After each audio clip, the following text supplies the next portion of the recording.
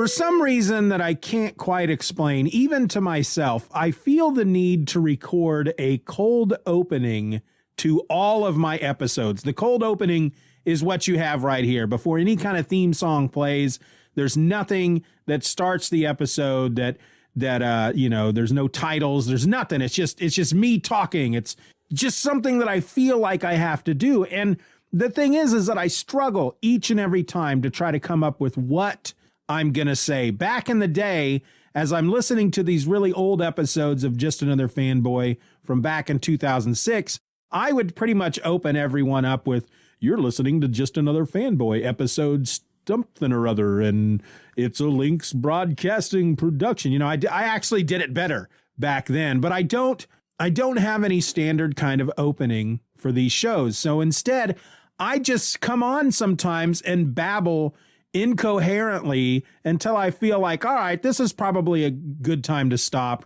And then I stop.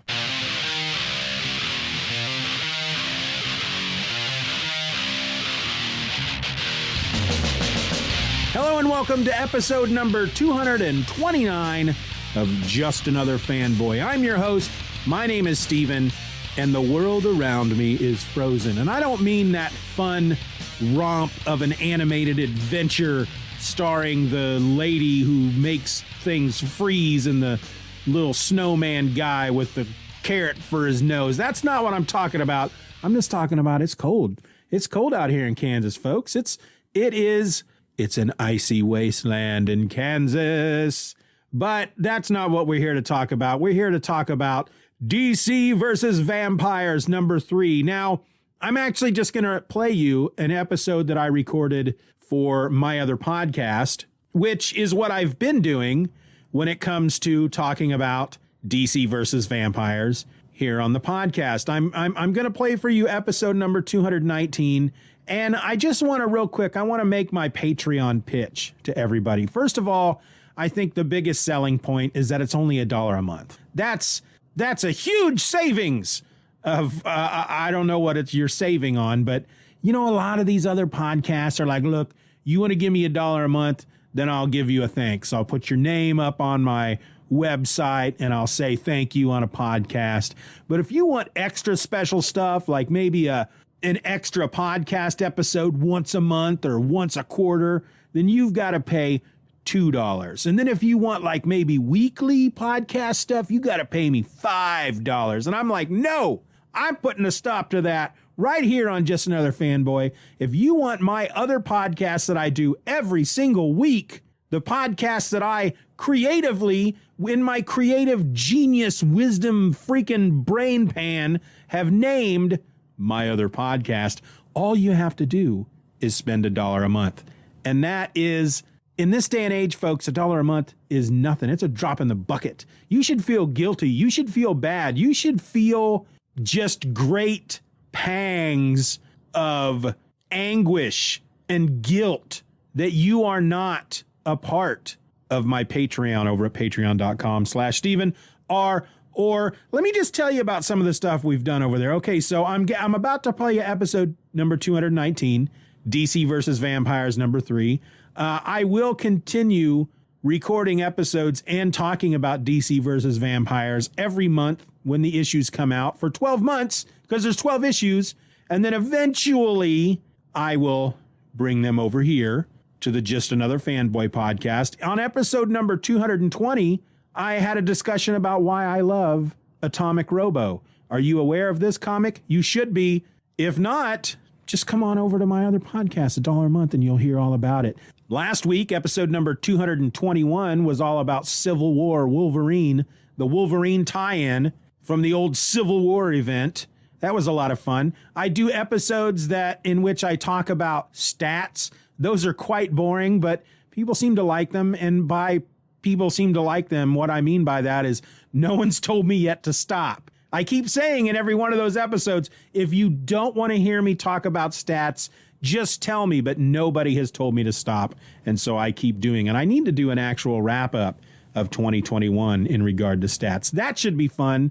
And then I do stuff like just talk about the podcast, my fears, the things about the show that I want to do, but I'm afraid to, or, you know, it's just I talk a lot over there, and you can get it all 221 episodes so far for $1 a month. And I'm going to get to this episode here pretty quick, folks. I'm going to get to this episode where I'm talking about DC versus vampires, but let me put it to you this way. You get to try out my other podcast for $1.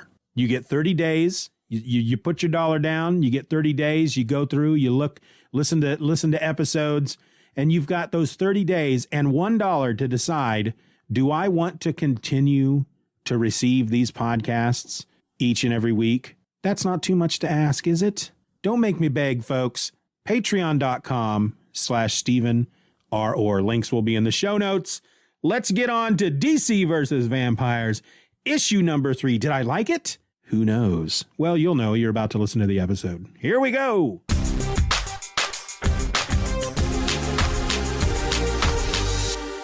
The very first job I ever had was delivering newspapers in the town I grew up in. I was just a little dude, old enough to ride a bike, old enough to hold down what in essence was a steady job. I'd come home from school every day and there would be a big stack of newspapers there waiting for me. I'd spend my after school time rolling up each one of those newspapers and wrapping a rubber band around them and stuffing them into the bag that was mounted on the handlebars of my bike. And then I would ride around the neighborhood throwing newspapers into people's yards. I remember distinctly the very first paycheck I got for that job. I was pretty proud.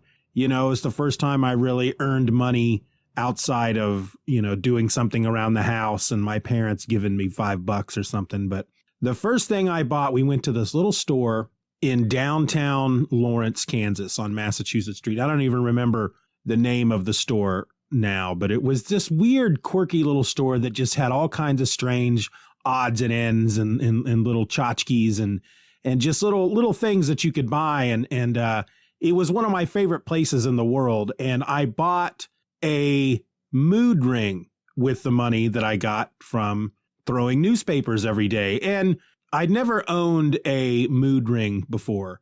I found them quite fascinating.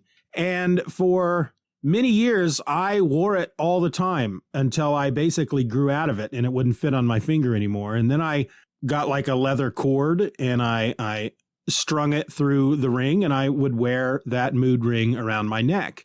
And it just went with me everywhere. It was like a good luck charm. It was with me when I met my wife. It was with me when I proposed to my wife. It was with me when I married my wife. It was with me when I had each one of my children. Anytime any moment, any event, any momentous occasion in my life, I had that ring with me. Well, recently we had a break-in and somebody stole my mood ring. And frankly, I'm not really sure how to feel about that.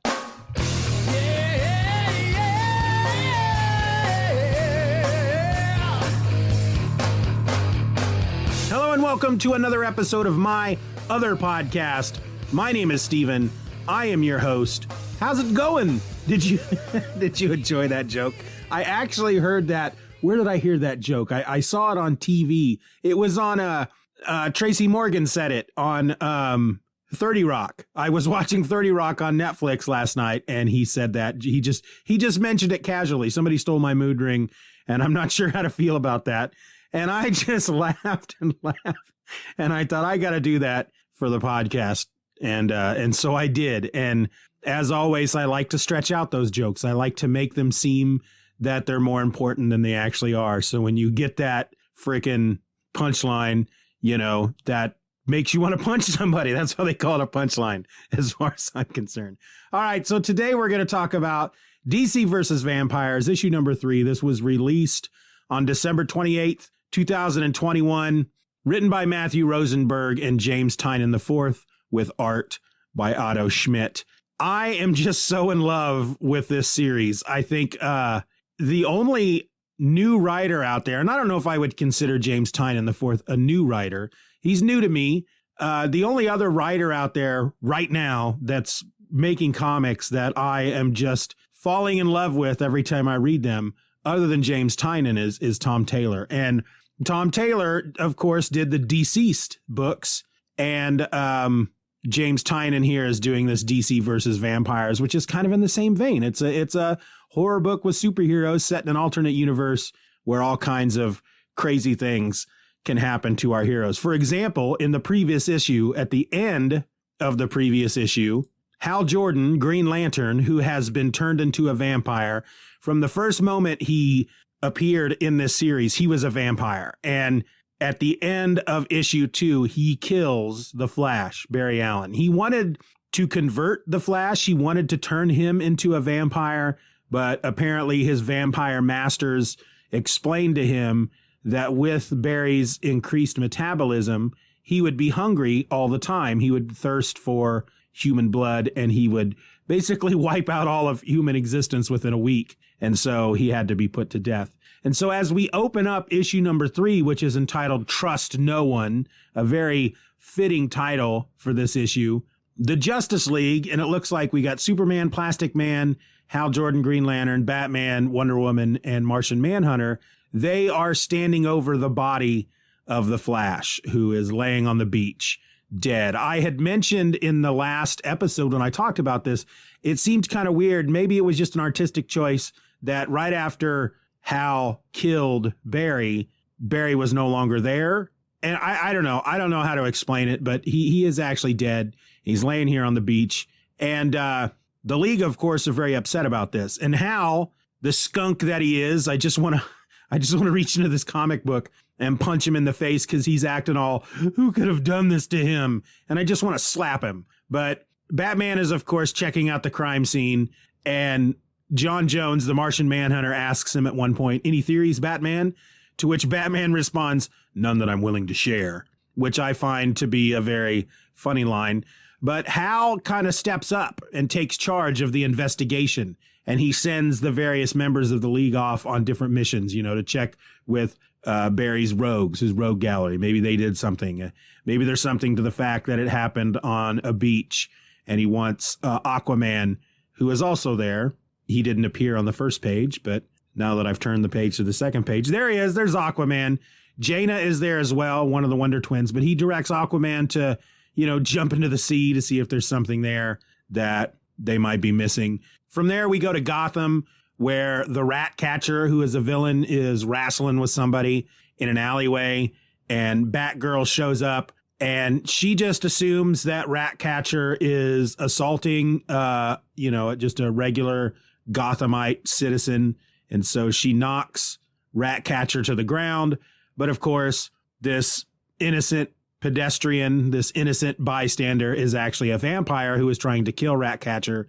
And so Batgirl starts fighting this vampire, and he is about to overpower her, but she is rescued at the last minute by Dick Grayson, the Nightwing, who plunges a wooden stake through the vampire's heart. And from there, we go into a sewer area where Batman is doing some more investigating. He's checking some stuff out, mainly the waters that are running through the sewer.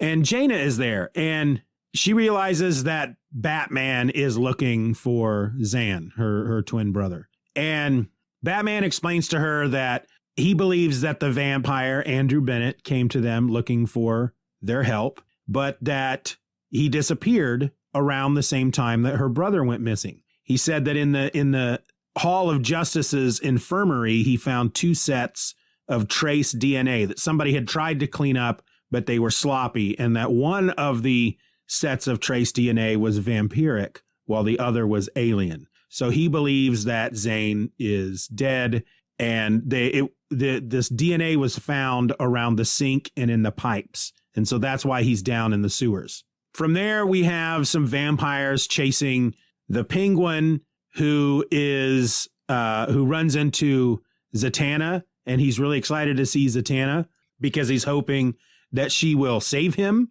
But instead, no, Zatanna is also a vampire, and they kill the Penguin. Apparently, these 3 vampires that were chasing the Penguin was doing so because their boss, the vampire boss, thinks that Lex Luthor reached out to the Penguin, and the Penguin says no, he hasn't spoken to Luthor. And then that's when we learn that Zatanna is a vampire. We then go back to the beach. It's night now. There is the area of the beach where Barry's body was found has been cordoned off. And Wonder Woman is standing on the beach, looking out into the ocean. And suddenly Hal Jordan is there. They talk about Barry for a minute, and Hal is already referring to Barry in the past tense, which makes Wonder Woman a little suspicious. So suddenly she wraps her lasso of truth around him and, tells him, "My lasso compels you to speak the truth, Hal Jordan." And Hal smiles, and we see his fangs, and he's like, "Hey, I got no reason to lie to you. I'm a vampire. It's pretty awesome. I take my energy from the lifeblood of others. And you know what? I thought I had power when I got my power ring, but this is pretty awesome." And Wonder Woman, with a tear in her eye, says, "I was having a hard time believing I lost one friend today, and now I know that I have lost two." Well, Hal starts using some vampire voodoo on her, which is the ability to hypnotize their prey. And he hypnotizes Wonder Woman to basically just stand very still and succumb to his wily ways.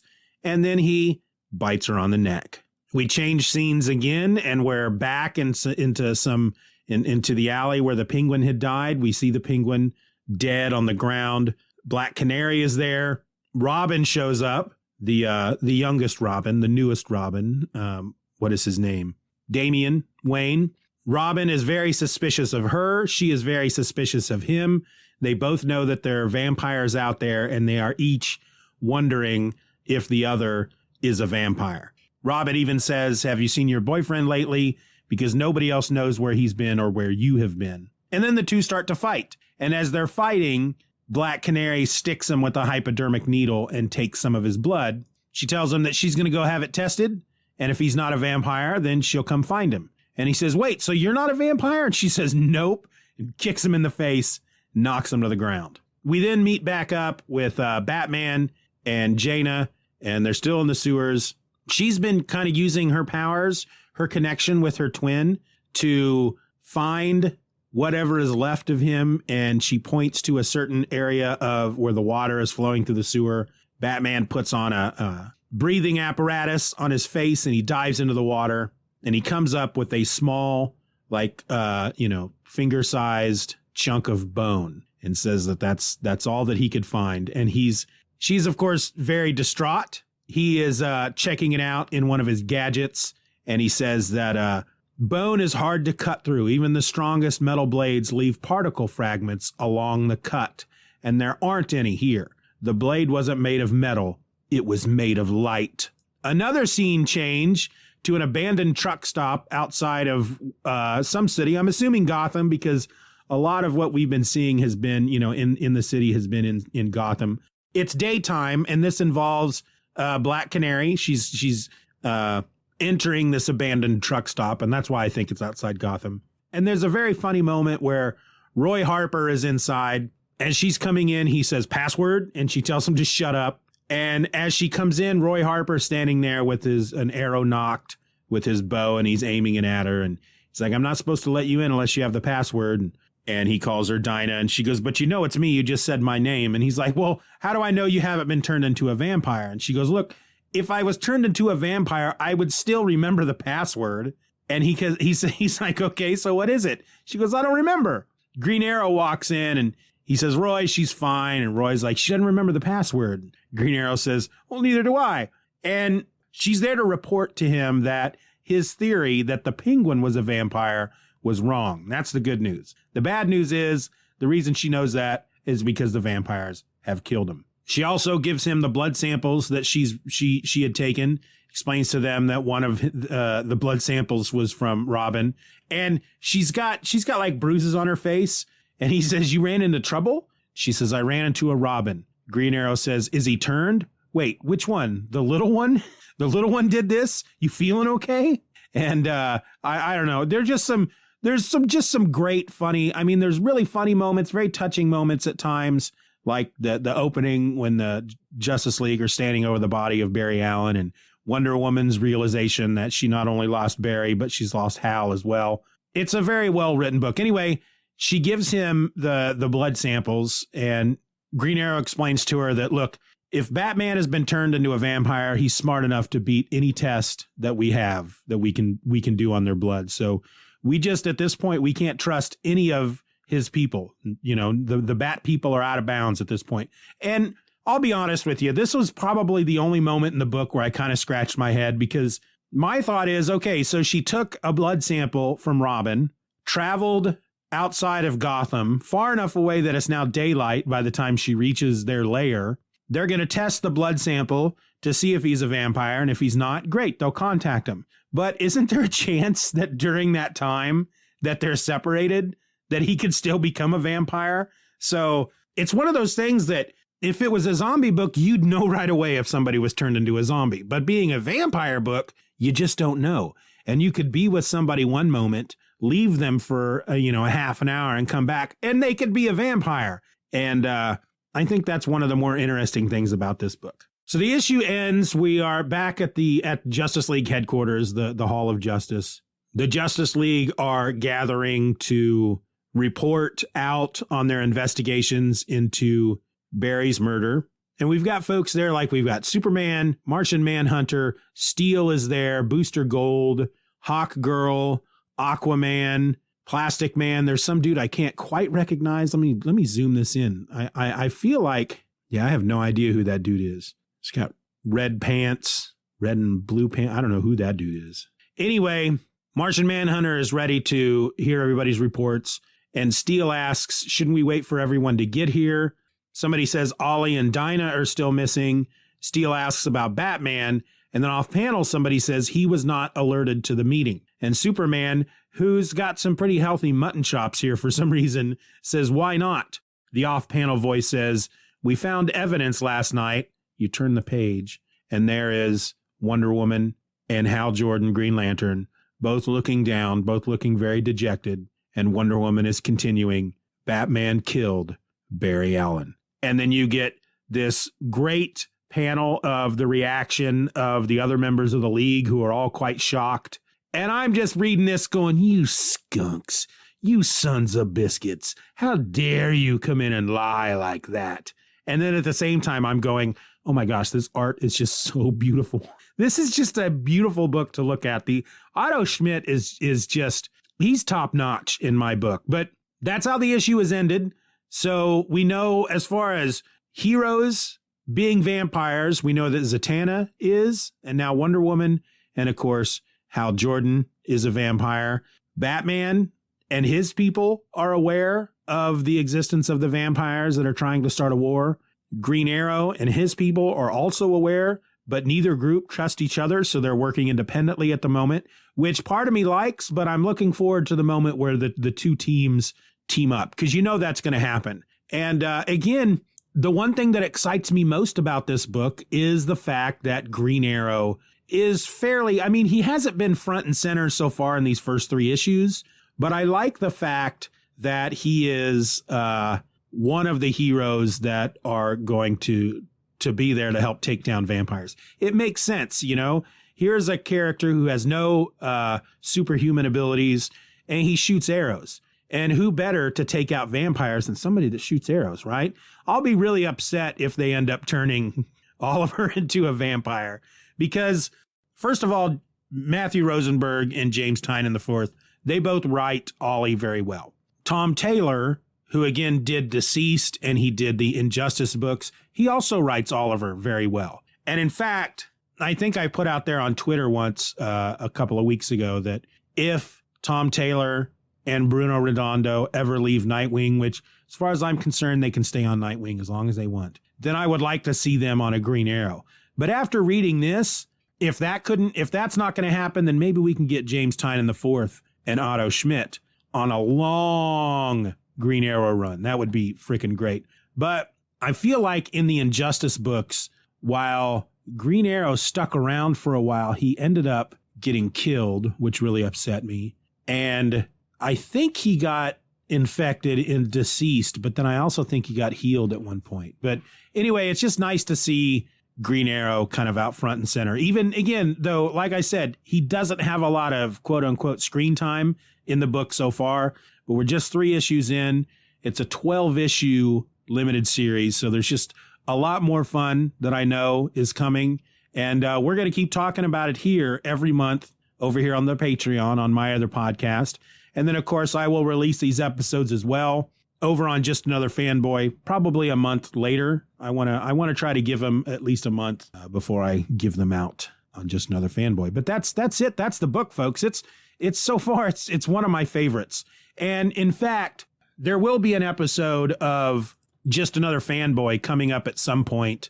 I actually have it on the schedule. Yes, I have episodes scheduled for Just Another Fanboy going out to February the 24th. But there was a time, let's see, when was that? Episode 83 of Just Another Wow, where did that come from? Episode number 83 of Just Another Fanboy back on February the 20th. I did an episode called Marvel versus DC, in which I just kind of talked about which is the kind of philosophically, which is the better company. And I it's been a while since I've listened to it. I need to re-listen to it here at some point because well, I have it scheduled for February 8th. Maybe I'll move it back to February 22nd. Yeah, I'm getting really nerdy here right now, folks, because I have this episode is going to show up over on the Just Another Fanboy feed on February 15th, unless something else comes up. So maybe I should move it's going to be called the Revisiting Marvel versus DC or something to that effect. And maybe I'll move that to February 22nd. But it's going to be a little different because I've noticed recently over the last year, when I look back over 2021, I don't buy a lot of comics. I've talked about this before. I can't afford to buy a lot of comics, but I do take a little bit of what I get here on the Patreon and I buy 1 or 2 issues each month. And I found, going back and looking over the books that I've bought, I buy way more DC than Marvel. Matter of fact, I think I bought 1 Marvel book in all of 2021 and a number of DC books like Nightwing and, of course, this DC versus Vampires and Dark Knights of Steel and The Human Target. Now, of course, I do belong to Marvel Unlimited, and they release their issues over there 3 months after they hit the direct market. So that's one reason, it's like, what's the point of buying a new Marvel book if I'm going to be able to read it in 3 months? So, but at the same time, when I look at the new books that I'm reading over on Marvel Unlimited compared to the new books I'm reading in DC, I have an opinion about that, and I'll be talking about that in that episode in February. I'm not quite sure why I brought that up, but I guess what I'm saying is that I'm just really digging this book right now. DC's really, for me, firing on a lot of cylinders. Not sure if they're firing on all of them, but they're sure firing on a bunch of them. And this is just one of these books that shows what DC is capable of. Granted, the 4 books that I'm getting from DC right now, only one of them are in canon. Human Target is a Black Label. Is that what they're called? Black Label book. So those are basically not in the main universe. Dark Knights of Steel also is an Elseworlds book. I don't think they refer to them as Elseworlds anymore. And then Marvel versus blah, blah, blah, blah, blah, blah, blah, blah, blah, blah. That's what I do when I can't talk. DC versus Vampires is obviously what would be considered an Elseworlds title as well. Even though, again, I don't think yet, because there's nothing on the cover that says Elseworlds. I don't know if they refer to them as Elseworlds titles, but they are definitely not part of the main DC universe. Wonder Woman and Green Jordan. I was thinking of Hal Jordan and Green Lantern at the same time. Wonder Woman and Green Lantern are not, of course, vampires in the main DC continuity, but wonderful book. Love it. Join me here around this time next month or the end of the month. I want to try to do the episodes about DC versus Vampires here on my other podcast as soon after the issue is released, which has been the last Tuesday of the month. But of course, I have been sick. Y'all know that. There's really nothing else for me to say, folks. DC versus Vampires, issue number 3. It just keeps getting better and better. 9 more issues to go. I just can't wait to see where they're going to go from here. I'm out.